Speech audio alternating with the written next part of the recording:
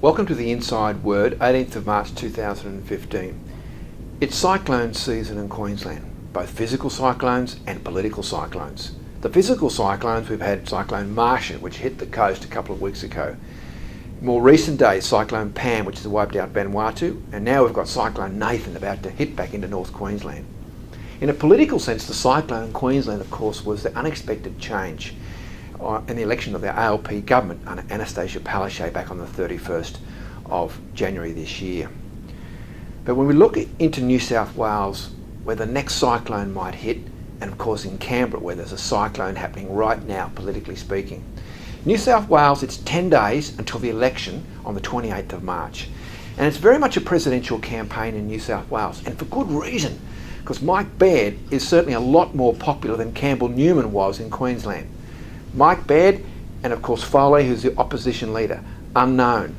The polls at the moment are 53 to 47 to the Coalition and to the ALP, but the gap is narrowing, particularly now that the Greens have formalised a tight exchange of preferences in that optional preferential system.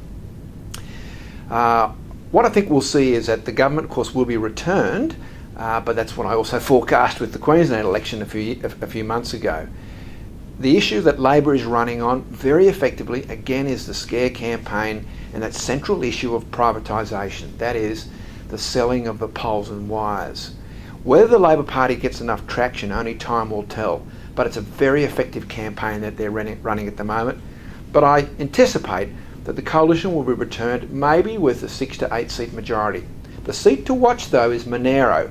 Monaro is based around the city of Queanbeyan and the rural community there, which is currently held by the National Party. I think it's a bit of a bellwether seat, just like Eden Monaro is at a federal level.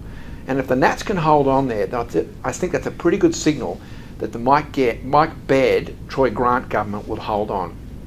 Time will tell, 10 days to go. In Canberra, though, the cyclone is still circling around Tony Abbott and the continuing issues, whether for good or for bad, on his leadership. In the Senate, we had some unexpected but perhaps predictable defections. Again, Glenn Lazarus from the Palmer United Party decided to join the 8 independents. The whole Palmer Party exercise now has just fallen into disgrace, with only one member, Dio Wang, still a member of the Pup Party.